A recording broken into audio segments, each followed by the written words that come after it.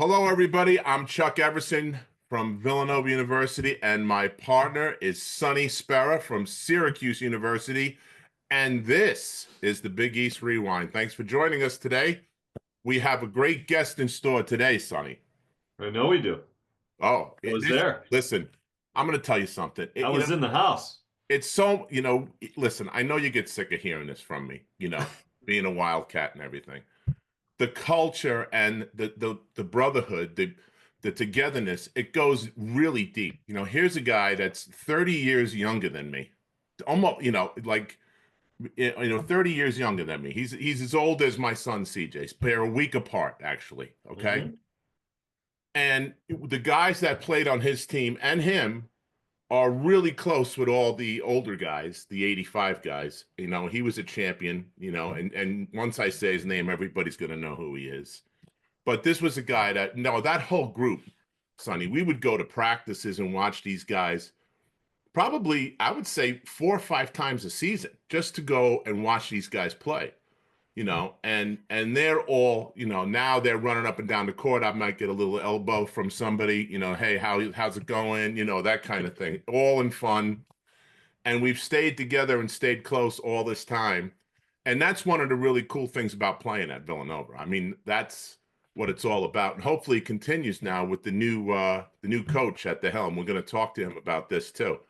But without any further ado, this guy was 1,383 points in his career, Sonny, at Villanova. Okay. And that's a 4-year career, not the 6-year. That's a 4-year career, right? Let's Not like now where they could play 7, 8 years at a school. 4-year career. Okay. He's the man who hit the shot heard around the world from Villanova University, courtesy from the DMV. Big Smooth. Kris Jenkins. How are you, Kris? Well, man, thank y'all for having me, man. I appreciate that introduction. That's all right there, man. That's love. Yeah, man. Yeah, and thanks for coming out. We finally got you. You still got moves, Kris. We were just talking about it off the air. On the court, you still have some moves, but Jesus Christ, off the court, you are tough to wrangle up, my man. Yeah, my bad, man. I do be all over the place, but things have kind of slowed down. I got a chance to come around school and meet Coach Willard and the coaching staff and all the new guys here. So just trying to keep, like you said, just trying to keep everything positive and give them the support of the alumni, because like you said, at the end of the day, one of the special things about going to Villanova and being a part of the basketball program is the brotherhood and the friendships and the relationships that you create with all the other great men that don the jersey. So that's something that we'll always continue, and we're just going to find our groove and keep it going. So now that you mentioned his name, what do you think? You played against Coach Willard's teams. They always gave us a hard time, man. Always, I think, and correct me if I'm wrong, Kris, but I think the year that you guys won, didn't they beat you in the Big East final? Yeah, that's definitely a game I think about a lot. People, whenever I mention that, they be like, well, you kind of made it up or you got it back or something of that nature. And I'm like, nah, I wanted that ring too. Right. I wanted that ring too. So, but yeah, Coach Willard's, his teams were always tough. They always had skilled players. He was a very good coach, man. He was always dialed in. They had a tough game plan for us. And like you said, we always battle with his Seton Hall teams. And they were one of the teams, honestly, if we're keeping it honest and being real, they were one of the teams at that time that kind of consistently was kind of like a thorn in the side. Year in and year out with just how they played, how he coached them and their talent. Yeah. I mean, they played sort of like Villanova basketball. I mean, they had guys taking charges. They were diving on the floor. They were tough scrappy. Kids, scrappy, right, Sonny? Mm-hmm. Very scrappy. Yeah, they played a physical brand of D too, right? Yeah. You got in your jersey, maybe you think they held you a little bit, but you know what? We'll stretch that rule. Yeah. Everybody on offense think they getting fouled when there's some contact. So absolutely, man. Especially in the Big East, Sonny. You know that. Come on. So it gets physical. So, you mentioned rings. So I have to bring this up, Kris. This is hilarious, y'all. You mentioned rings, bro. I know where we're going. So I get a call one day from Brian Harrington. He says, you have any way to get a hold of Kris Jenkins? I said, of course. Yeah, I got a way of getting a hold of him, sure. He goes, I know somebody that has his championship ring. I said, what are you talking about? He said he thought it was a hotel that you stayed at and left your ring. I got a guess for you. Look at this. Oh, there he is, JP. How are you? Little special guest appearance. Jay Vaughn Pinkston, my man. So you then, I guess the story was you were at a place and you left it on a bar or something. Somebody picks this thing up, Sonny. Okay.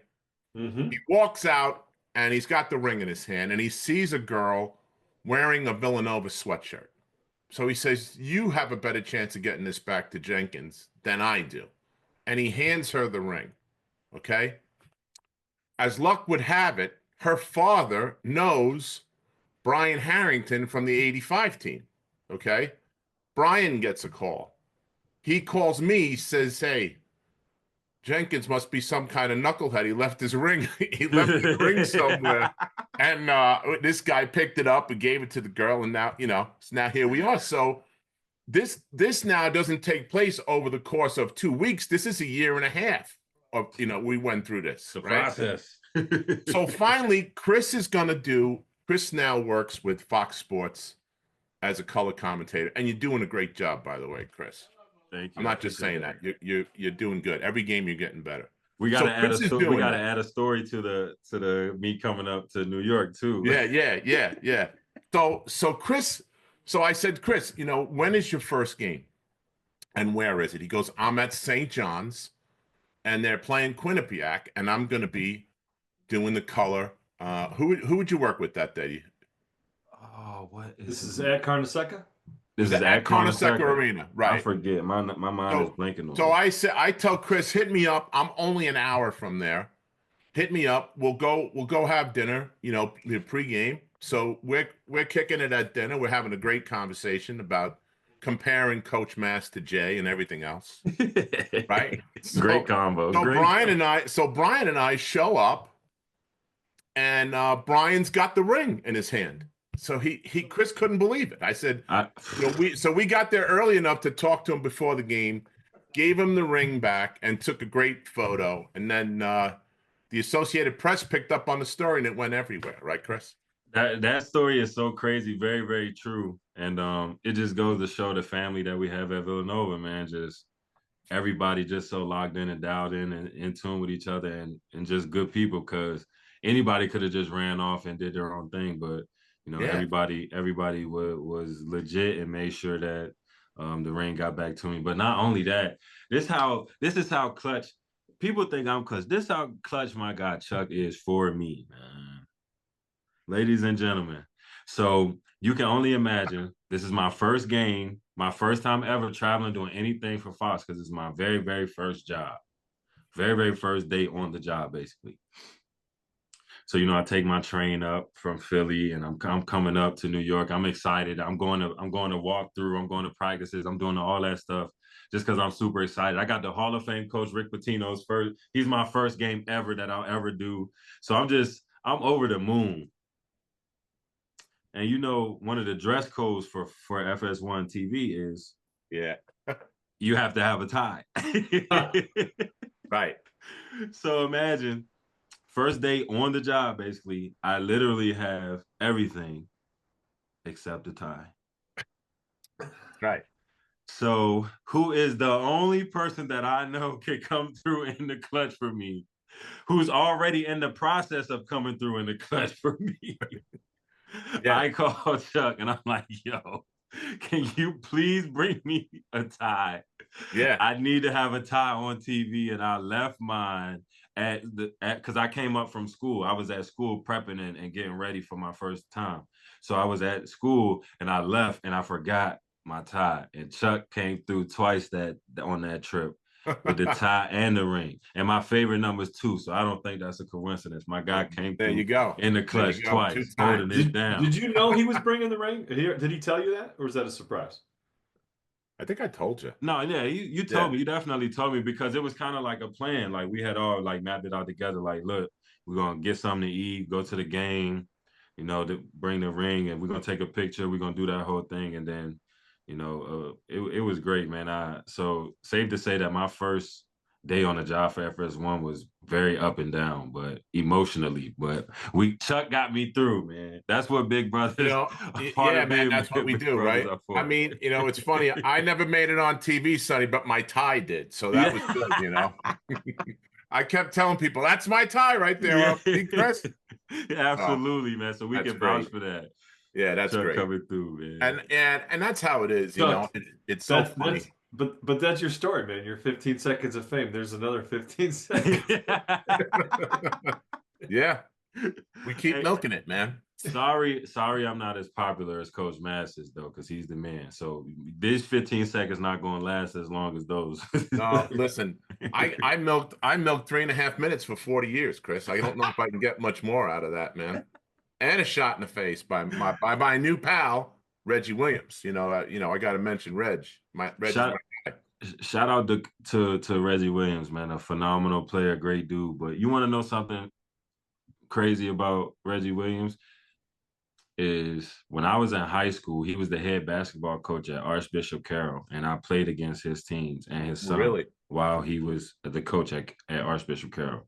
Now, you went to where? Gonzaga, right? I went to Gonzaga College High School on I Street, the same high school as the former Heisman Trophy winner, Caleb Williams, who now the quarterback for the Chicago Bears. Oh, wow. Yeah, Okay. so he came, obviously, he went after me, but that's the same school. Wow. Yeah. So stick with that for a second, Kris, because it's not just basketball players that come out of the DMV. There's great athletes, man. Talk about that. I mean, growing up playing there in the parks and stuff had to be ridiculous. The run had to be crazy, right? Man, some of the best basketball I've ever played, some of the best, even like just flag football games or anything like that I've ever played, baseball, anything, soccer, whatever, lacrosse, anything that I've ever played has been in the DMV area. You know what I mean? Just the talent, and like you said, in all sports that comes from the area. Just the name of like Stephon Diggs in the NFL as a guy who was in high school when I was in high school. Like the Hayden brothers, they come from the same area. Joe Hayden and all those guys. Like it's just so many guys in football, and then obviously lacrosse is massive down in Maryland in that area. So to just be a part of that, to just grow up in that, it only added to your competitive nature, and it made you want to be the best player that you could be because it's so competitive out here, and it only takes this much to embarrass you and make you look bad. Yeah. All right, so I got to ask you then, how did Villanova get you? Wow, that's a great question. I don't think I've really been asked about my recruitment and stuff. So I appreciate that. So obviously being in the DMV area, you have a lot of colleges in that area who have big time basketball high profile programs. Schools too. At high profile universities, absolutely. And if I'm being honest with you, I don't believe I received an offer from Georgetown or Maryland, if I'm being completely correct. How is that possible, Kris? Yeah, how's that? How is that even possible? I mean, because I know Josh is from that area too. Yeah. I don't know about who he talked to or whatever, but I've heard stories about, I know the Georgetown guys are pissed that you got away and Josh got away, just to name two. I'm sure there's others. But how is that even possible? You don't even get an offer from those guys. They had to have seen you play. Yeah, I mean, obviously they seen me play. They were recruiting my brother Nate, so I didn't. Obviously, I'm like you guys. I didn't understand, and what especially made it a little bit more shocking was just because, John Thompson III was a graduate of Gonzaga College High School, and Really? a lot of people don't know that JT3 actually went to the same high school as me. Wow! So talk about an inside track.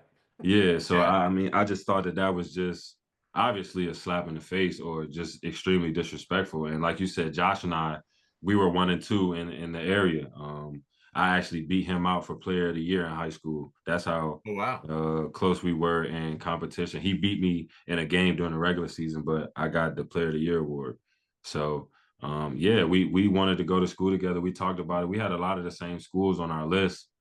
And then Villanova rose to the top, man, just because obviously the people make the school what it is. I enjoyed the people that I was going to be around. I enjoyed the school aspect. Obviously, coming from the high school I was coming from, doing the work myself wasn't going to be hard. So I really wanted to focus. I was going to a basketball school where basketball meant everything to everyone. So I knew people would feel the same way about it, if not a little stronger, because they weren't playing like I would, because I wanted all the people around me to really love basketball and the Eagles like I did. Yeah, that's another thing we have in common. What was the home visit like? Jay came into the home visit? Yeah, we did have a home visit. I think my mom, we cooked for him. We made him some lasagna or something, and yeah, no, it was great him coming down there and just showing all the interest and the love and obviously the appreciation for the skills that I had and the person that I was, the student that I was, because obviously attending Villanova, you have to be not only a phenomenal, outstanding basketball player, you have to be able to withstand the academics as well, and not only do that, but thrive and do it in a way that kind of makes it look not easy, but like you're not struggling. So Yeah. So did your mom fall in love with him? I mean, what was the appeal?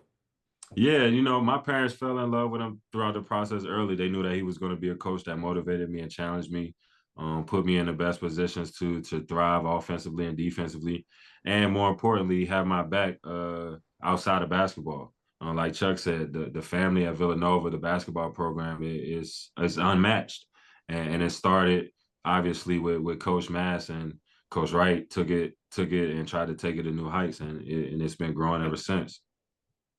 So let me ask you too, because you mentioned your mom being there and everything, right? Yeah. So they had a thing, and I think it started when you were there. Like they had this thing called the Nova Moms, right? Where they Yes. had everybody's mother come. I've never seen another school do that, Sonny. It's unbelievable. Like they Yeah, had it was their like own. that own group chat I and all know that. Phil Booth's mom's there, Mike Nardi's mom's there, like I know Josh's mom's there, Yeah. and they all get together and they welcome the new mothers of the players that are coming in. It's like a Yeah. whole thing. They have meetings and everything. And Yeah. talk about that for a second, because they don't, as far as I know, they don't do that anywhere else. No, you're right. The mothers, they have like their own group chat. They set up their own things. They talk Yeah, even outside of going to games and stuff. Like yeah. they do all that stuff. So they have like their Mother's Day stuff that they go through too when it comes to like the games and stuff. Like they just have so many amazing, incredible things. And like you said, that's just another part of the love and the great things that come along with Villanova basketball. Is just everybody doing their part and being the best version of themselves for each other. And in doing that, we elevate and help each other. And that's how it works always. Well, one thing's for sure, you don't want to get any moms upset because Oh, not Oh at all. no, you Not those can't. moms. no, It's no. like a gang, Sonny. Yeah, not All those there. moms. That no, my That's goodness. a game you don't want. That's a game you don't want to No, cross. I give not all at my all. hugs when I go up there. I wave and give them all my hugs, say what's up. I don't want no smoke with nobody. And you know what? And it's not just the kids that are on the team. They all come say hello to the older guys. And if you go around. If you see them, how you doing? I know all of them. And it's funny because I've been out with Phil Booth's dad at the Final Four, with Josh Hart's dad, with Rick Yep. Brunson. It's been phenomenal. It really has. It's It's awesome. crazy. Well, that's how I know I'm old now, because I'm hanging out with the players' dad. That's the thing. So, Yes, okay, especially Kris. when you're older than the players' dads. Well, yeah, well, some of them, I think I might be. Yeah, the only good thing is that I have more hair than some of them. That's good. Hey, that'll I keep like you in a that. good spot though, Chuck. That's right, man. So, Kris, I'm gonna switch. I'm gonna pivot on you a little bit. Okay, Yep. I'm gonna name two names, and I want you to tell me how instrumental they were to you, because I know. I mean, I tell everybody about. First guy I'm going to talk about is John Shackleton.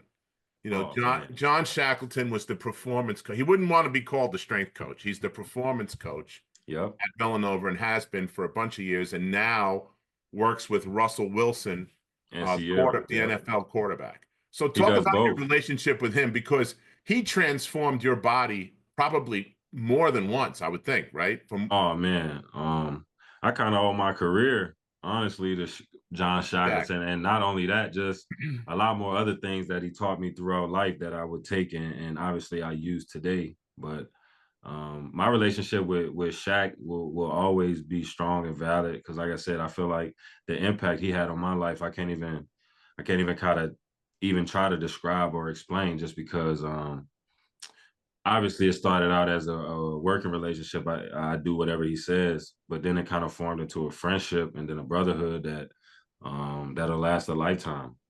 So I remember when I would go and sleep on his couch at his house, just so that we both wouldn't get yelled at and cursed at by Coach Wright. You know what I mean? So that we could get the job done, whatever it took to win and be great. And he was willing to sacrifice time with his family, and him doing that, it kind of motivated me. Like, look, if this guy's going to do this and go all out for me, then I have no excuse to do whatever he asked me to do, eat whatever he asked me to eat at the times that he asked me to eat, and things of that nature. And those are some things that I still continue to implement in my life today. Even some of the workout methods, man. He just added another layer of competitiveness and killer mindset and will and work ethic to my game that I didn't know that I had at the time. And like I said, it started out as kind of just a working relationship. Just I do whatever he tells me to do, but it grew into so much more. I remember when his kids were born, like Yeah. just so much going on, and to now see him doing what he's doing now, How cool is that, man? You know, man. Awesome, man. It's awesome because he yeah, works hard. yeah. You know Shaq Oh just yeah. as well as a lot of people. And the sacrifices and the grind that he puts in, how serious he takes his job. You just can't take somebody like that for granted, because you don't come across that many people like that who take their craft that serious and get the job done. He gets the job done. So you know what's interesting too to me, and you and I have talked about this. You know, the way you guys train and the way we train and what Yeah. you guys ate and Mm-hmm. what we ate. I mean, I can't. First of all, Coach Wright would have lost his mind if we used to come in the locker room and there was 2 cans of like grape soda, orange soda, Coke. It was like an off-brand name. I can't think of the name off the top of my head. Yeah. But everybody would want to get the grape or the orange and get rid of the Cokes but we're drinking 2 cans of Coke after practice. You know, that's you got, I see you laughing because Shaq had the whole diet set up for you guys, the pregame, postgame. You had, I mean, did you ever go eat at the pit ever in your 4 years there? Yeah, so my first year was the year that Shabazz Napier won the championship, and then said after he won, like, we go to bed hungry and stuff Right. at night. So after Shabazz Napier said that on the NCAA stage, obviously the NCAA is going to change that. Then they're going to make it so that people Right. can have food at whatever times they can. So, like you said, John Shackleton, he was our performance coach, so he was our nutritionist as well. The most that we could have with sugar would be G2, and guys would get that on game days. But for the most part, it was just water and Propels, just to keep everybody hydrated. We had our pee tested every day for hydration to see where we were at on the ladder, and if you were in the red, you couldn't practice. And obviously, if you can't practice, Coach Wright isn't going to be happy about that, Right. because you're at super risk for injury, and that's something that we just couldn't have. We were fortunate to train how we trained and eat how we ate, and we had very, very limited injuries, if I would say. But yeah, Cokes in the locker room, man. John Shackleton wasn't going for any of that, man. And we were eating, honestly, the night before the game. We would have stir fry if we wanted it. We would have sushi. We would have steak, lobster, regular noodles, wheat noodles, tomato sauce, salmon, Dude, I rice, can't even. vegetables. It's embarrassing if I told you what we had. We would eat prime rib this big on game days, and it's not even close, man. That's why you guys look the way you did, and we look the way we did. Hey, considering the times, y'all didn't look bad, man. Y'all held it down, man. Y'all were in good Yeah. shape. Y'all were some very, very good athletes. I mean, listen, you guys were all muscular built guys because we were training in a place that looked like Sonny. I don't know if I've told you this, okay? When somebody's house burns down, they put a trailer in the front of their house that they get to live in. We worked out in a trailer like that, 14 guys in a trailer with Nautilus equipment. okay? And you had to stand there like this, waiting for the next guy to go, and everybody had to do the whole circuit. It really wasn't what these guys were doing. These guys were doing functional strength things so that to A, Absolutely. prevent injuries, and two, make you stronger and quicker in what movement you're going to have when you're on the court. So, in a gym, they used to have a lat pull down machine. Mm-hmm. They had a lat pull down machine with a basketball attached to it. So you could pull the basketball down like you're getting a rebound instead Yeah. of being out here. There was a whole bunch of things that I was fascinated with Shaq, the way he did that stuff. Yeah, man. He was well prepared. Like I said, if we had a lift at 6 or 6:30, Shaq was there at 4, Yeah. 4:30. You know what I mean? Get his workout in, obviously, and then Yep. he's setting up for us to go in there and train and be warriors in our little field. So it was awesome, man. I wouldn't trade my time in, especially with the guys that I was with, man. To be in the war room with some of the guys that I was in school with. You could probably say the same, Chuck. Like some of the guys yeah. you were just around, man, it was just like I found myself a couple of times at practice just looking at certain guys like, bro, did you just see that? Yeah. Like that was I had never seen nobody do that before. Right. Just like outstanding plays daily, and Oh, I know. the competitive nature and the drive that we all had together, man, was awesome. It was why we were. It was one of the reasons why we were good. Absolutely. So I got to ask you, because one of your teammates told a little story about you. Said that You you can tell guys, him who it was, Sonny. You can tell okay, him it who was it the was. chef. The chef was cooking with us. And he The said chef that was you cooking. guys, I think it was in 2016. I think you were in Houston, I believe, because I was there. And I think you guys went out to a late night, a 7-Eleven or someplace, and somebody got something that wasn't on the plan. Does that ring any bells at all, Kris? Okay, I can I tell this mean, story. I mean, I can tell. statute of limitations are up, but go ahead. No. We could definitely tell this story. This is a Villanova classic story right here. So there's a snowstorm at school. I forget what time of the year this is, but there's a snowstorm, man. It knocks all the power out at Villanova in the Davis Center, in the dorms, in the offices. So like we have no heat, we have no lights, no hot water. Like we have nothing. So obviously, Coach Wright we're still gonna practice. Like this does not matter. Right. We're still gonna have practice somewhere. So we had to all get our stuff and we get into the cars and stuff, and then we head down to Haverford. We have practice at Haverford, which is probably 5-10 minutes up the street. So we have practice at Haverford. We do our stuff. We finish our practice. So they have they don't have lights, but they have hot water and stuff that we could take showers and stuff. So they actually have like a glass part of their gym. So we're getting light from outside. That's how we're lighting up the gym to practice. And so obviously we're not going to come back to campus and get food. So we all go to Chipotle. All the coaches, all the players, everybody, Coach Shaq, literally everybody. We all go to Chipotle. And Chipotle's right next to Rite Aid. So we eat our Chipotle as a team. Obviously, you know what I'm saying? I'm finishing a little early because I got a play in my head that I'm trying to make. You know, I saw the Rite Aid, and when I saw the Rite Aid, all I thought and saw was candy and snacks. I'm like, yeah, as soon as I finish eating the Chipotle, I'm gonna sneak out.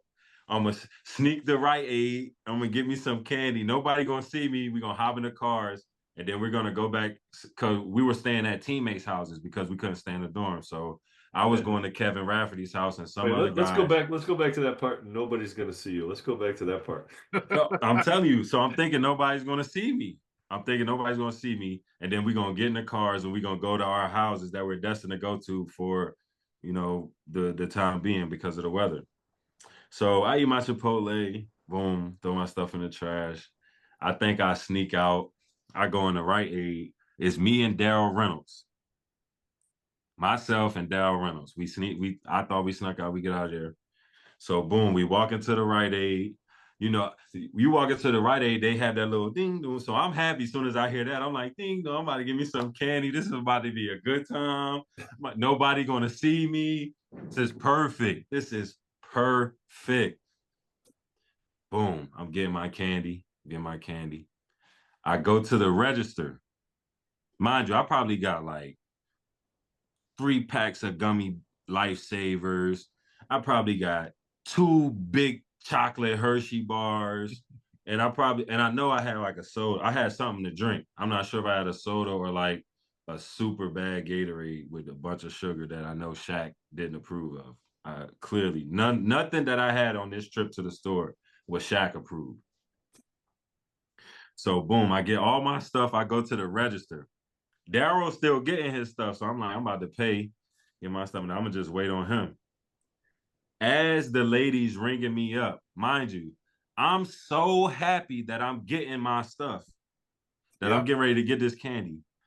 I don't notice anybody else come in the store, out of the store, because I told you when you walk in, you hear the ding dong. So I don't hear any of that.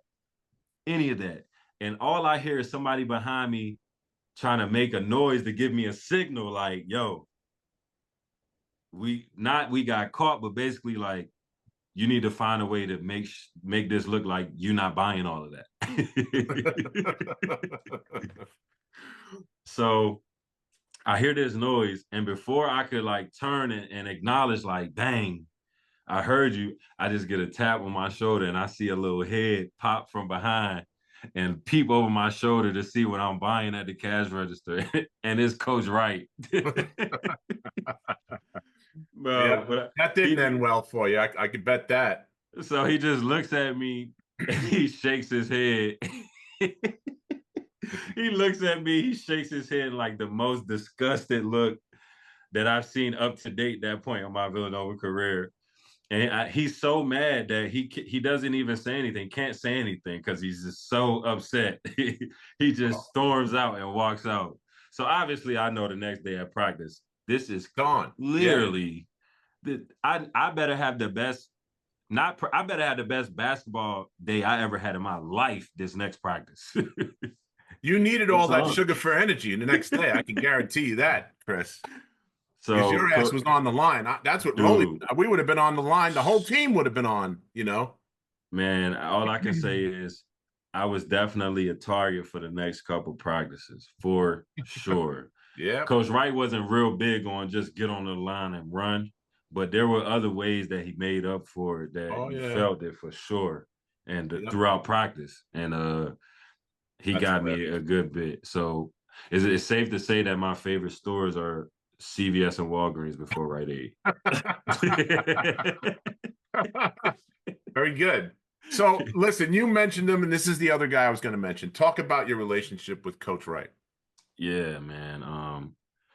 Honestly, man, when I first got to school, obviously, confidence was something that I just never lacked, and I think that that's one of my best characteristics that I had as a teammate that I pushed off on the others, was just to have unwavering confidence and belief in yourself. But when I got here and played for Coach Wright, my first couple years, I got humbled, and it had nothing to do with skill set, and it was more so just mindset and toughness and evolving as a player and as a person. And he pushed me in ways that obviously at the time I didn't really like. So we kind of got into it a good bit, but it was never anything disrespectful. It was all through competition. But there was a chip on my shoulder because I really wanted to show, like, man, dude, like, I'm really good. Like, dude, I'm really, really, really good. And you not playing me my first couple years, I want to show you each and every day, each and every game, like, the dude that's in front of me on the other team, you made a good choice picking me over that guy. And that's just the mindset and what drove my energy at that time. Like, I was looking for any and everything to kind of push myself. And he just knew what buttons to push. He knew how to motivate you. He knew how to keep you humble. And he knew how to keep you on the right track, push you academically, ask you how your family's doing. Even still to this day, man, with everything that I have going on, obviously in the media and stuff, man, he's been in my corner. He has my back. He's been extremely supportive, and we're linked forever. We did some special things together when we were at Villanova, and I'm appreciative of him thinking that I was even good enough to play at the program and be a part of the Villanova basketball family because, like Chuck has said throughout this entire episode, the Villanova basketball alumni family is just unmatched, man. And I'm just happy that I get to be a part of it because Coach Wright thought that I was good enough. And So, folks, let me frame it for you for a second. I don't know Kris as well as Chuck did, but when Kris first got in the room, just to give you a little bit of a shot here, uh, somebody said something to Kris about not being able to shoot or take him on. Kris like, oh, I got you. I got you. You can feel it immediately. Was like, oh, you're gonna bring that up? Let's go. Let's go. It never goes away. I love Great. it. No, it doesn't. It no, does for not go real, away. man. That Yeah. competitive itch, man, and Coach Wright and all my teammates that I had here, man. I'd be lying if I didn't say, man, those guys, man, we pushed each other as hard as we could, man. That the time period that it was. This is before we had won any Final Fours or any national. It was Right. before any of that, and we were all just so hungry, man. And the energy that was around us was just extremely competitive. And if you didn't love basketball, if you didn't work on your game, if you didn't cherish every time that you had a chance to go out there on the court, it was going to show around that time because there was a certain level that you had to be at automatically, or you was going to stick out like a sore thumb. And the teammates and the coaches, they created that environment. We all did, and man, Yeah. it's some of the best that I ever been a part of. Chris, you Let me think ask you about about those. that. Can I ask Go you about ahead. that? The competitive part. Yeah, no, for sure. So you had to come across guys who didn't come across as competitive or start out as competitive. How is that built in Villanova? How is the competitive fires stoked, built, created, nurtured, whatever word you want to use? How is that brought out of everybody so that they're at top level all the time? Well, it starts with the way that we train. Like I said, with John Shackleton, everything is toughness and competing. You know what I mean? I want to show these guys I'm stronger than you. Just like I'm more flexible than you. I got way more range of motion than you do. You know what I mean? That's how it starts. And then it trickles from there into like, I don't want to be in the training room as much as I want to be in here the least. Right. I don't want to be hurt ever. I'm trying to go through the whole season, and the worst thing I ever have is a sprained ankle. I Right. stepped Right. on something, you know what I mean? And then obviously on the court, man, it was you fighting for you fight for a job, basically. You fighting for your minutes. You fighting for the right to be a starter, to experience things at the highest level when you compete at Villanova and you're successful. Being great at a basketball school is unmatched, and we were able to show that here at Villanova uh, at an extremely high level. So it started there in practice, trying to show. Yeah. Even when I first got here, Javon Pinkston, like, yo, yeah, you was a McDonald's All-American. You was a great player in New York, but like, I think I'm better than you. You know what I mean? I work hard and I train. I think I'm better than you. and it never stopped. Same thing my freshman year with James Taj Bell. He and Javon were in front of me my first 2 years. And it's just like every day in practice, I want to show coach like, dude, I should be playing. Right. And that's Well, that's how the it mentality. starts. If you don't Yeah. have that mentality, you might as well not be there, Chris. No, and just to paint a picture, like our starting five, my sophomore year, the year we had lost 2 games going into the NCAA tournament. The starting five was Ryan Archidiakono, Darren Hilliard, Dylan Ennis, Javon Pinkston, and Daniel Chefu. But our white team, our blue team was Phil Booth, Mikal Bridges, Josh Hart, myself, Darrell Reynolds. Right. So we're competing every day like, yo, at any other school, we starting. We chose to stay here. Like we could be starters in any other program. Yeah. And then my junior year, myself, I become a starter. Arch is still a starter. Daniel is. Jalen comes in as a freshman. He starts. And Josh Hart. But our white team is. You had four pros on the white team. Yeah, we have Eric Pascal, Phil Yep. Booth, Mikal Bridges, Dante DiVincenzo, Darrell Reynolds. That's Yeah. our white team. That's our second team. Or so to speak. And Eric, lest people forget, Eric made the all-rookie team his first year in the NBA. Right. Dante did what he did with the Knicks and now with Minnesota. Phil's playing professionally overseas and doing a great job. I mean, Absolutely. I think the white team and the blue team, that whole dynamic in practice, um, people don't get it, Like you see somebody like I'll use Eddie Pinkney as an example because we tease him all the time. Mm-hmm. My job and Wyatt Maker's job was to go as hard as we can to push Ed as much as we can. And if that meant if he was having a rough day, if we had to lump him up a little bit, so be it. We did that. So be it. That's part of the Absolutely. gig. Everybody wants to play. Eddie took his lumps, and Ed, to this day, thanks us for helping him get to I'm not saying he was as talented as anybody that's ever played, maybe the most talented at that university. I said, but But we helped out. I know we helped him because if I didn't go hard after him, he wouldn't have had to work as hard. And that's what it's all about. It's everybody pushing each other to get better, so the team gets better. no, absolutely. Like just to give you again a sense of that same kind of competitiveness, each and every day up until a certain point where you're gonna go starters are blue and then everybody. But up until a certain point in the preseason, they're mixing and matching guys, Oh trying to yeah. find lineups and things of that nature. So Yep. They're if I'm trying to being find the white team and the blue team, right? exactly, Yep. and to be honest, the mindset of all of us, this is how I know you had to have this mindset to even survive. The Yep. mindset of all of us was like, look, off the court, we love we hanging out with we love all each other. Yep. But if I'm on blue and you're on white today, It's on. F you, It's on. like it's It's on. basically F you. You know what I mean? If it's Yeah, not a man. switch that's happening throughout practice where we on the same team for these next 2 hours, it's really F you. And we about to make it happen out here. Yep. And that's kind of just the mindset and the competitiveness and the togetherness that we had, that it didn't affect anything off the court because it could have, because Yep. it got nasty, man. It was fight, it's not pretty out there. No. When you fight and when you feel like you're fighting for your life and your life is these minutes. Right. Exactly.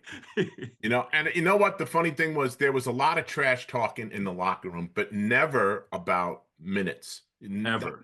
That's like Ever. kind of off subject, Nobody talked about that. The lesson that you're talking about.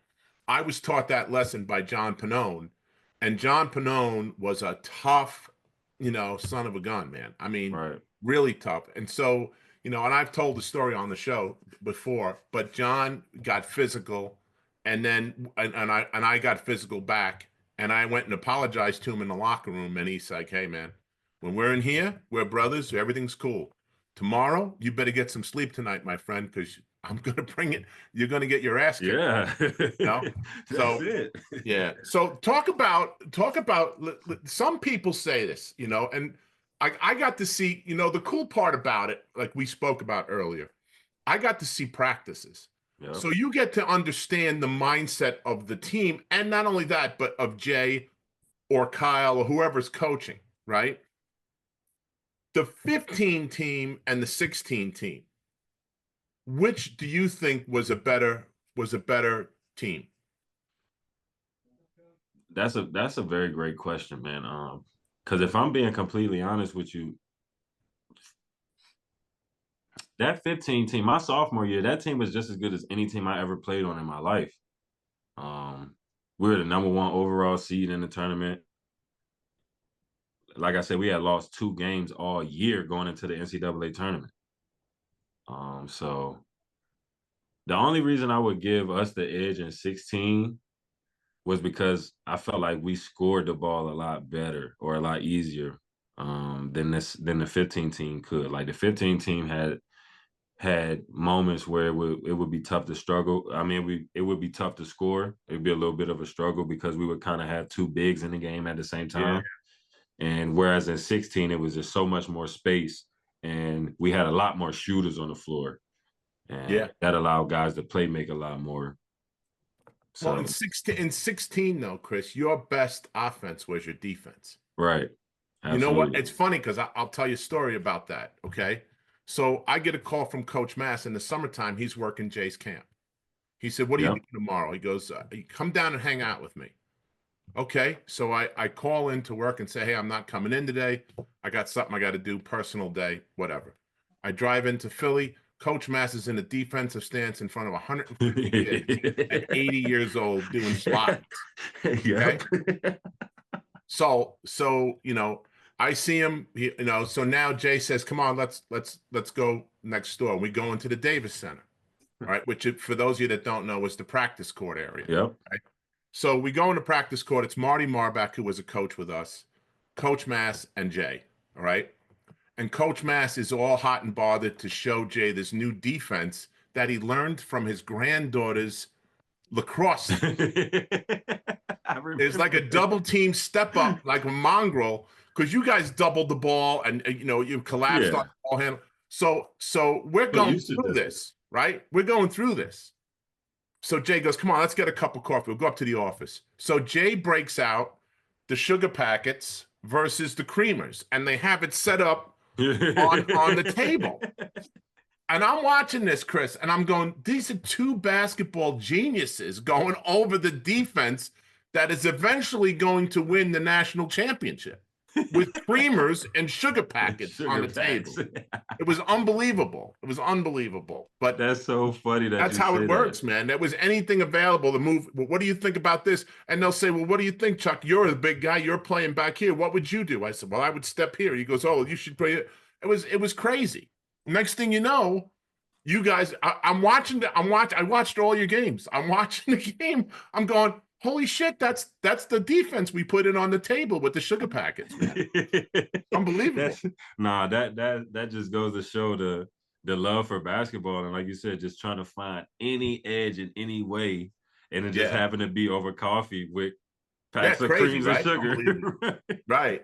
So listen, let's get into it now. Your favorite subject.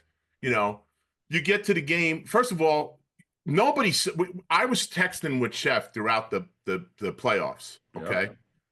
You guys didn't get to do anything, man. I mean, you saw the training room, the locker room, your hotel room, the film room, and the bus. Am I wrong? No, look, man, we had secret rooms. We had secret walkways, man. It felt like we was walking through the White House, man, trying to sneak through here, get through there, get to where we needed to go. But Coach Wright told us that he felt like he learned from a couple of mistakes that he had the first time he went to the Final Four. And we just follow what he told us that he felt like we needed to do. And like I said, we had guys, man, that we had guys that had fun and went out. Don't get me wrong. Please don't ever. You know what I mean? Oh, believe me, I know you guys. Yeah, we did college right. That's one thing I never want anybody to ever – through all this stuff we talking about, we had a lot of good fun. Okay. So sometimes I worry about you guys, trust me. We had a lot of good fun, man. I'm trying to tell you. It's just we had to be extra discreet and more low key because Coach Wright knew everybody. Literally creative is the word you're looking for, Kris. Exactly. Super creative. Yeah. Think outside the box, literally. So I want to ask you about Oklahoma because looking back now, okay, came off as an easy game, but you guys faced them early in the year and they tattooed you guys, right? Yeah, no, they spanked us real good. We actually played them at Pearl Harbor in Hawaii. Right. As one of those like special games. And we had a lot of new guys and a lot of new roles. Like I said, Jalen was a freshman starting. Myself and Josh were coming into our starting roles first time. So the only guys that had kind of been in those moments was Arch and Daniel. And Oklahoma, they exposed us. But we knew in that game, we knew going into the Final Four that they would rely on the team that they beat earlier back then. And we had transformed and became a totally different team. So we knew that we were going to win. We just didn't know that we would win by a Final Four record margin, which was like, obviously means we had a day. Yeah, well, yeah, man. But you got to go back. You guys got beat by 20 plus and you win by almost 30. It's a 50-point swing. Yeah. Between game one and now game, 34, 35. Unbelievable. And the key, right, was, what would you say? Defending Buddy Hield? Was it Was it your honestly, sugar packet defense? What was it? What was it? What was the thing? no. The sugar packet creamer defense definitely helped. But if I'm being honest with you, it was us, man. It was our mindset. It was the guys. Like, cause we only changed a few things throughout the scout. Like, we only guarded a certain maybe one or two guys differently, and maybe changed one or two adjustments. But we pretty much had the same scout report. It just came down to these guys embarrassed us in Hawaii at Pearl Harbor. Like, we owe these guys, Yeah, and we right. don't owe these guys just like to beat them. Like, because they're gonna come in here with that mindset, like, oh, we already spanked these guys. We going to the national championship, and obviously that fueled our fire. We knew that was going to be their mindset because it was that would be human nature, and we knew that we were really going to be locked in, and obviously we weren't going to let Buddy Hield beat us, and yeah, we just took off on them. Well, that was something. I'm there to watch Syracuse Unbelievable. play Carolina, but I am not missing the Villanova game because I hung out with Chuck and some of the Right. guys, And We made him an honorary Wildcat, Kris. yeah, but I We couldn't gave a shirt and believe. everything, man. But what you guys did to them was embarrassing. But now I'm gonna let Chuck handle the next game because there's a special matchup coming up against Carolina that Chuck wants to talk about. Yeah, yeah. So we get to Carolina, right? And obviously, your first phone call had to be to Nate, right, Britt? Oh man, absolutely. Tell me about that, man, because I have brothers, okay, and I don't even know. It could have went a lot of different ways, Kris. It could have been a lot of trash talk. It could have been like, we're gonna get you. It could have been a little bit like, Tell me how that dynamic was when you both guys knew you were going to be facing off against each other in the Final Four. So when we knew that, because we punched our ticket to the Final Four first. Yep. Right. So right. we punched our ticket to the Final Four, and we flew back to Philadelphia, and they were playing Notre Dame to see if they were going to go to the Final Four. So I went to the game. So obviously I'm gonna go to the game and support my brother. It's 20 minutes up the road. We have an off day. Right. So obviously it's a no-brainer. I'm gonna go to the game and watch the game and see who is one of the teams that we could possibly face in the Final Four, in the championship possibly. So I go to the game and they pretty much spanking Notre Dame. Like they took care of business. Yeah, they're controlling so it was at that moment that I knew, like, all right, well, I think they're going to beat Syracuse, and we're going to beat Oklahoma. That's my mindset. So as soon as they punched their ticket to the Final Four, the thought started right away, like, oh, we about to meet in the national championship. Like, that's crazy. Yeah. Oh yeah. That doesn't happen every day, Nah, it doesn't. So, we go to the Final Four, and then, you have the media stuff and all that extraness that goes on throughout that stuff.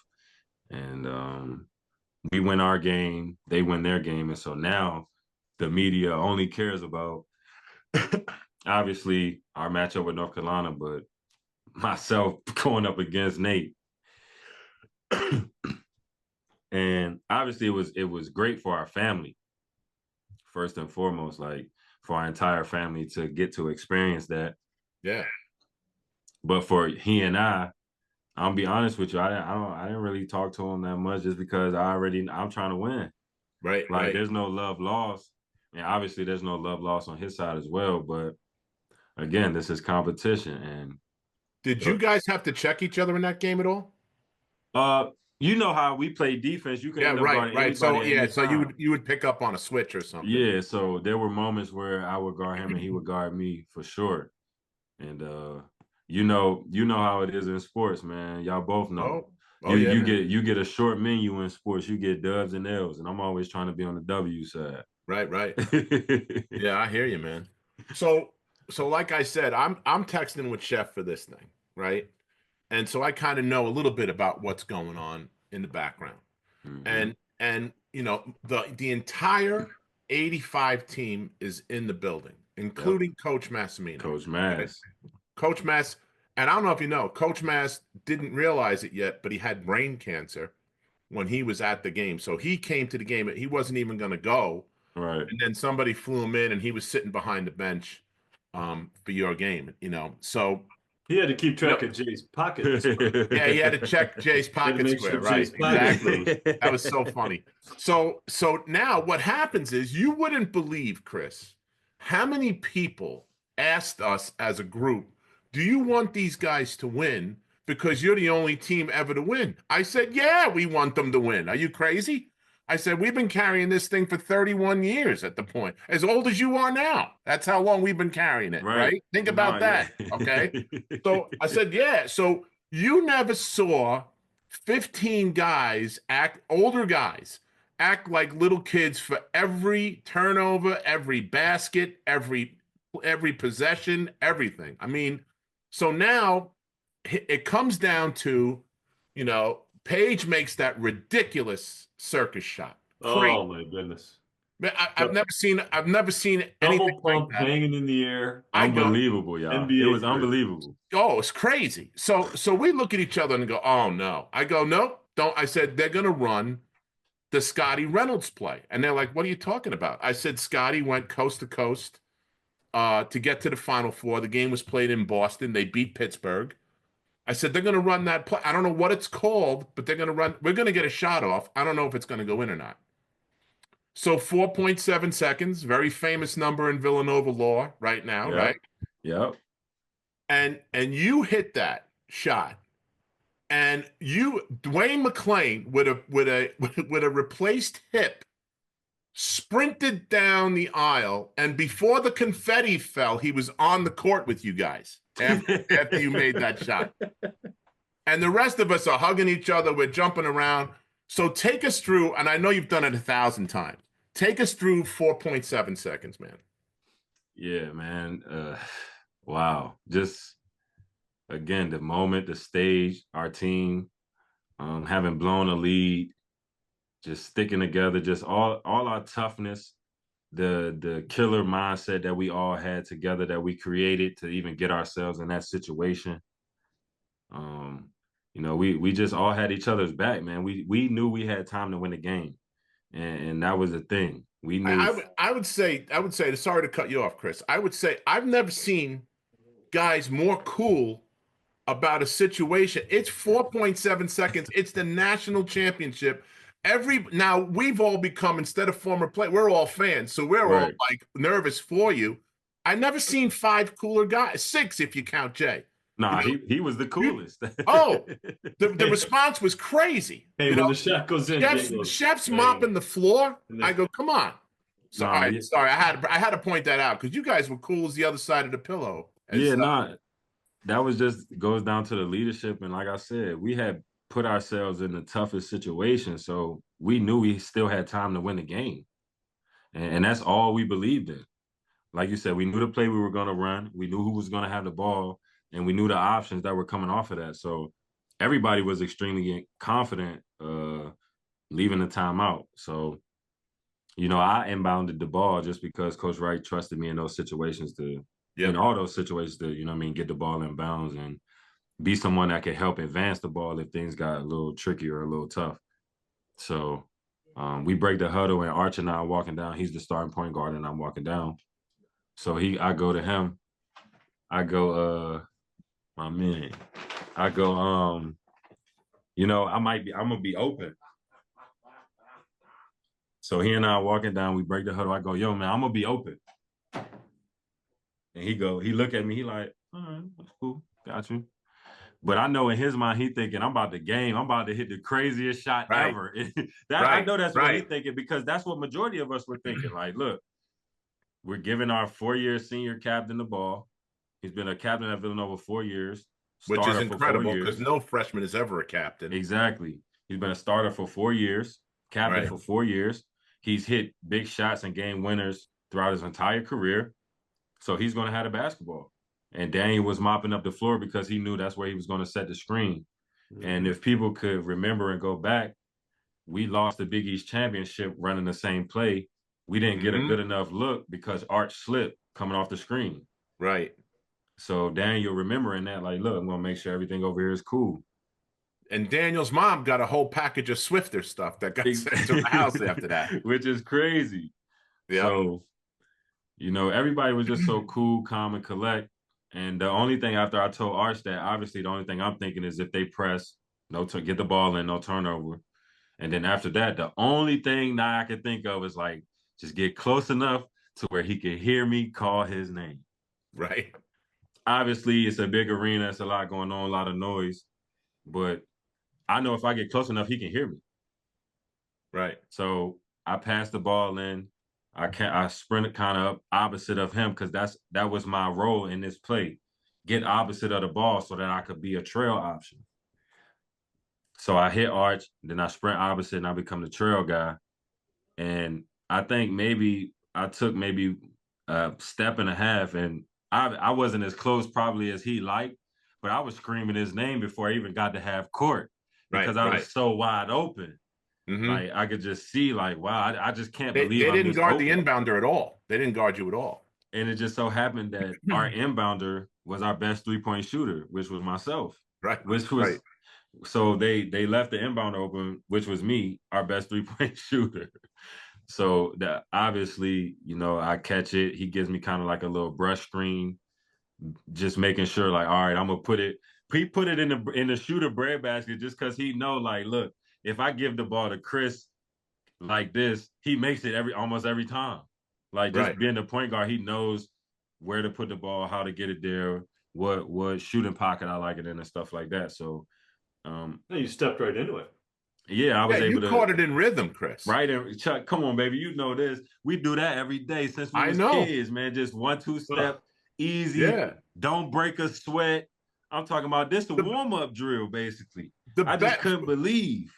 The best thing to me was how you just stood there with your arms up and didn't even move. I was like, this guy, look at this.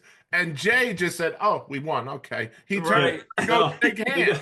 They got The Jay hell? on tape. Jay walks over and Jay literally says the word bang. Bang. Yeah. With no emotion, and then walks the other direction. Everyone's He was like, confetti comes guess we out. won.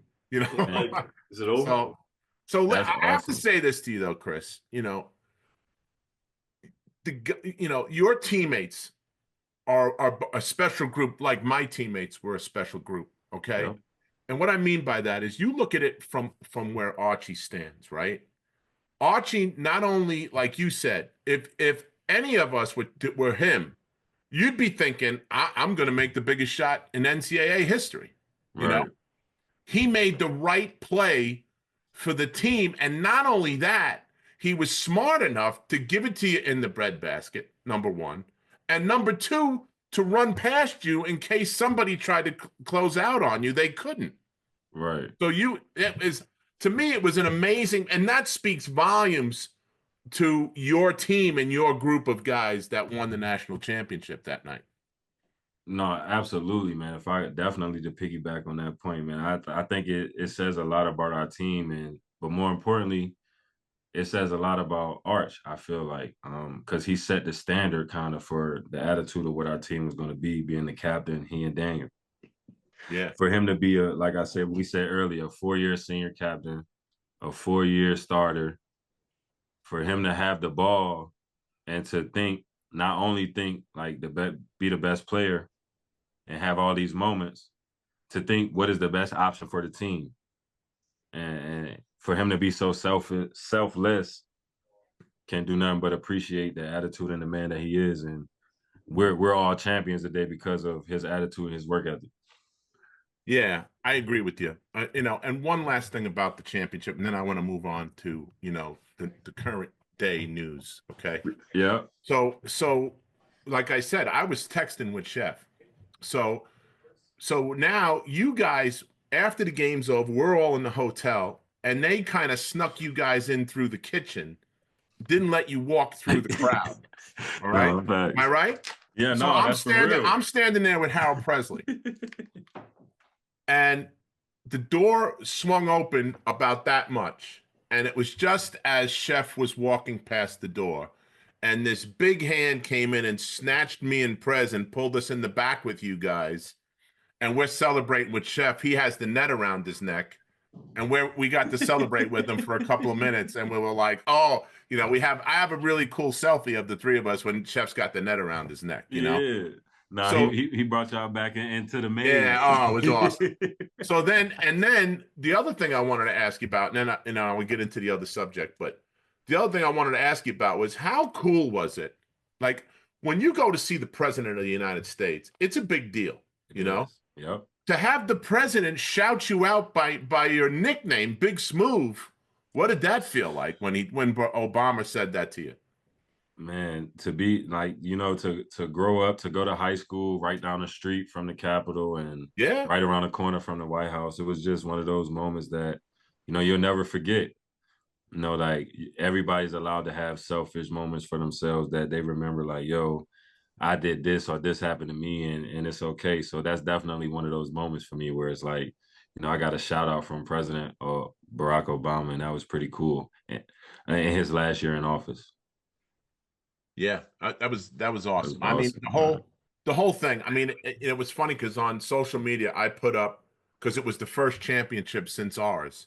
So Yep. I put up what it was like back in '85 versus what it was like in '16, and some of the pictures are exactly the same. Right. So we got a Connolly Brown and Prez are sleeping, and the trophy's on the middle of them on its own seat. And there's D Ray and Josh, and the trophy's right in the middle of the Right two. in the It was middle. the exact same photo. It was really cool. All Can't, right, so man. let's talk Awesome. about the elephant in the room, Kris. Talk to me about the NIL stuff and what's going on with that. I know, listen, you kind of got stuck at the end of at the beginning of this thing, really, right? Yep. I mean, because that shot, and I don't have to tell you, is everywhere. You're Mr. March Madness, is what you are. I mean, every time they have anything with March Madness, they show that One shot. shining moment. Yep. Yeah, I mean, so as much as you can, because I know there's a lawsuit and everything. As much as you can talk to us about it, talk about that and what's going on.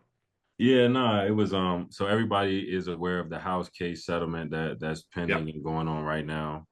So I had the opportunity with my legal team to get that information and see what would be the best route to either opt into that and get what they were offering or kind of just do my own thing and go from there. So basically, long story short, the money that they were offering me over a 10-year payout period was a slap in the face.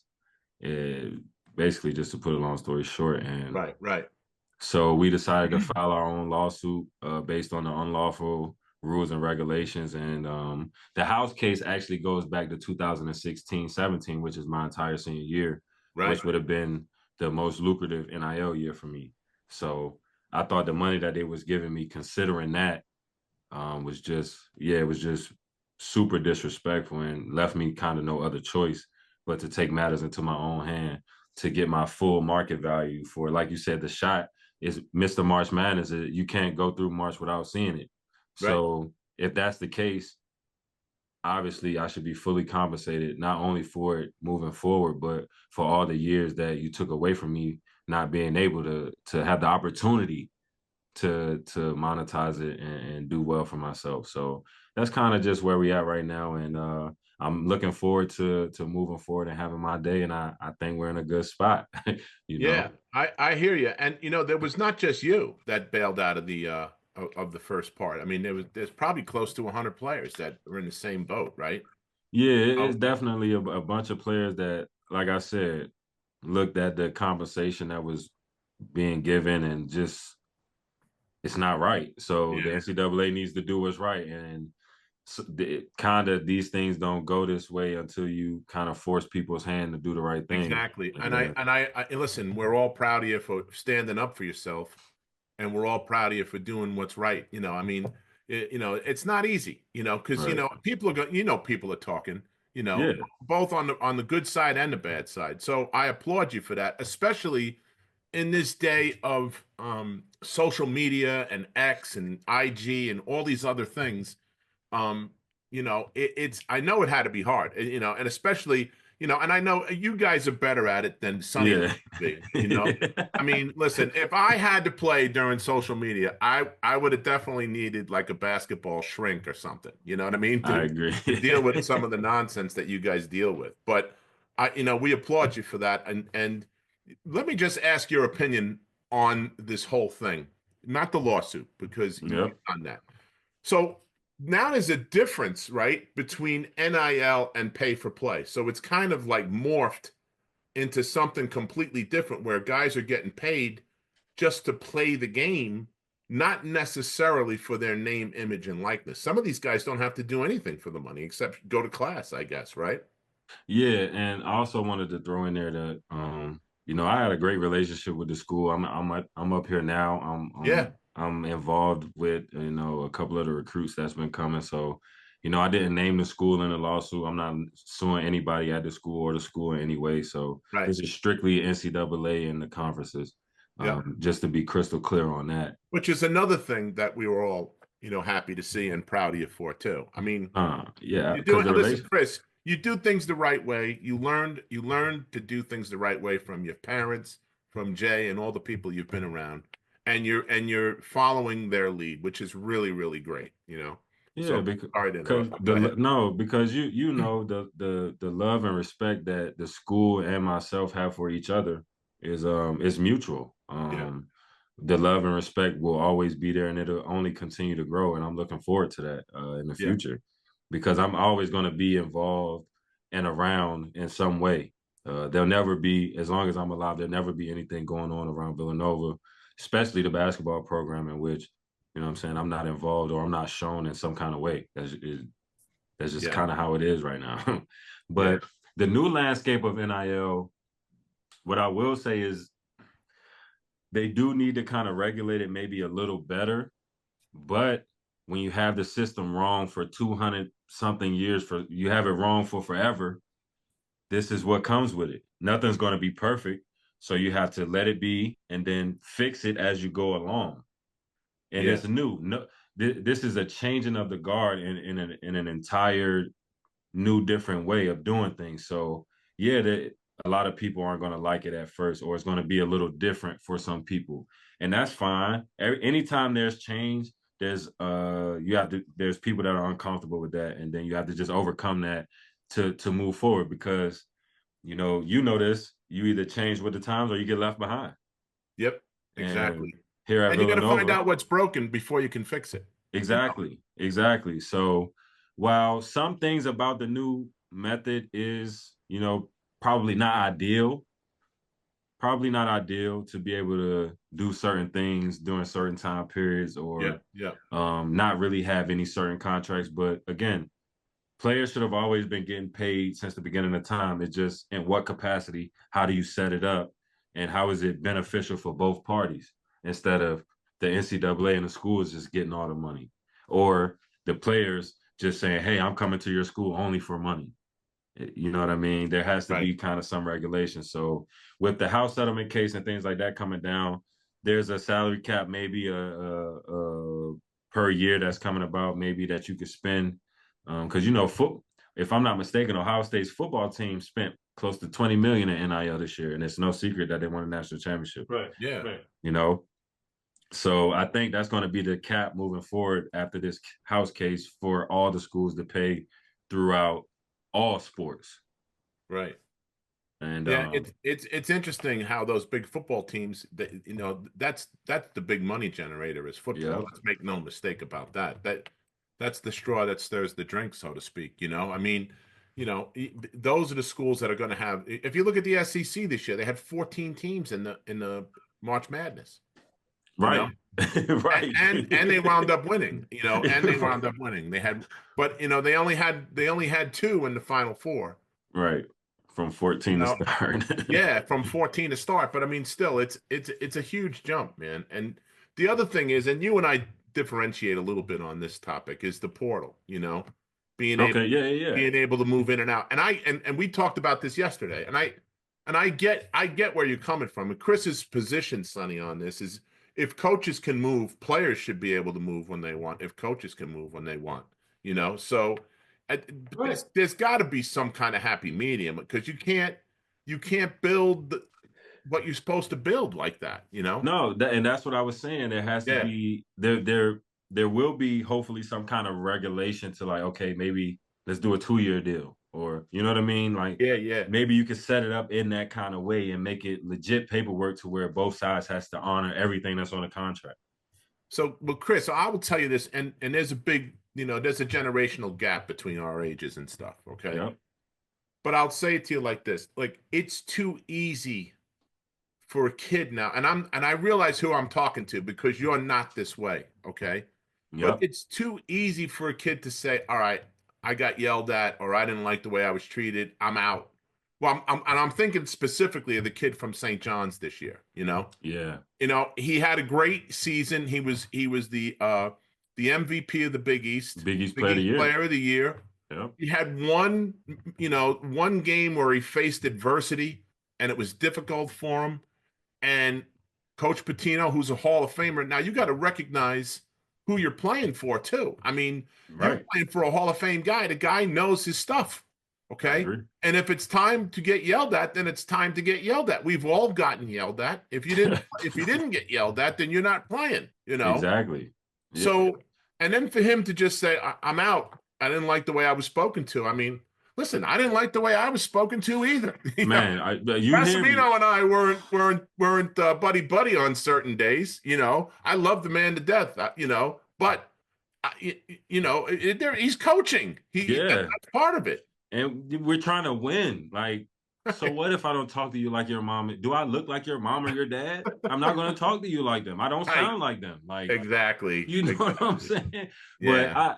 But one thing I would, if I were to give any of these young men advice, a young man like RJ in that situation, I would just go to him and say, well, what was your career like before you played for Rick Pitino?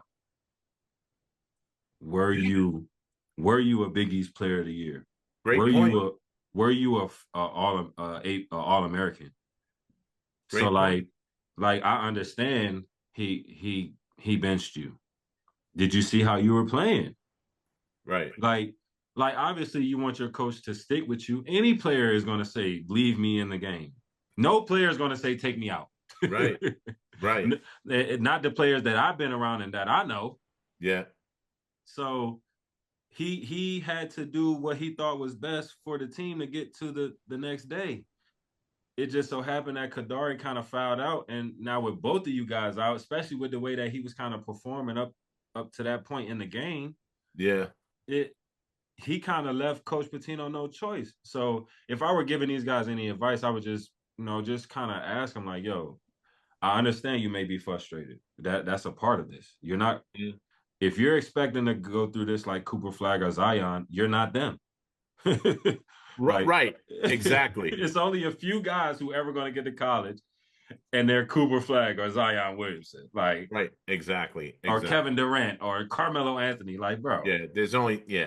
There's like a handful generational of those talent. Yeah, right, exactly. So I would just tell those guys and have honest conversations like, yo, you weren't this kind of player before Coach Pitino put you in this position. Right. Now, if you want to renegotiate your NIL value, that's one thing. But to just up and leave a situation in which you became an All-American, whoever's giving you that advice, they're being emotional like you are right now in the situation. So it's probably not the best advice to take in the moment. Right. Yeah. So that's kind of where I'm at on that kind of situation, because I did find that interesting. Like, dang, play in New York, St. John's first year being back great again in a while. Yeah. You're the best player on the team, or wherever you want to rank yourself. Right. And it's just like, that's not good enough for you. Right. I blew my mind, to be honest with you. I'm with you on that. But that's the advice that I would kind of lean and give in that scenario. Well, I got to tell you, this probably was one of the most fun shows that we've ever done, at least for me. I really enjoyed talking to you, Kris, and the other guys from those teams, the 18 and the 16 team. We always have a good time when we're together, and I appreciate your friendship, and I appreciate you. So good luck with everything. I hope you get, what you have coming to you, and I hope it all works out for you. No, thank you so much, man. I really appreciate y'all. You already know I appreciate the friendship, the brotherhood, everything, man. The talks, the conversations, just everything, man. And like I said, we'll continue to keep our alumni basketball family strong, and we're going to move forward with Coach Willard, and we're going to support the program and be the best versions of ourselves and do whatever it is that we need to do to put the program where we needed to be. And we know that being a basketball alumni is a big part of that, and we don't take that for granted. So yep, and I, you and I spoke yesterday, but I mean, I think that's the way to move forward with this. We had some ideas and some good thoughts, and I think you're around. You're at school now. I mean, so I think that's a good move, man. To be honest with you, so. appreciate you guys, man. Yeah, Thank hey, you so much. Kris, hang Appreciate out it. for a second when we wrap this up. Thank you so much again for coming out. Our guest today was Kris Jenkins from the Villanova 16 championship team. This has been the Big East Rewind, and the Big East Rewind was produced and directed by Nick Chico-Corus and Daryl Gurney. Check us out on all things social media, but in particular where you can find us on the Sirius XM app and on YouTube. And I'd like to say also, if you want to follow John Shackleton, he's on Shack_fit on Instagram. Check him out. Put a like on there, follow him, and you will learn a lot about staying healthy and being in shape. That's all for Absolutely. now. Thanks a lot for joining us. Have a great Thanks, night. everybody. Thanks, Kris. Thank you. Thank you, guys.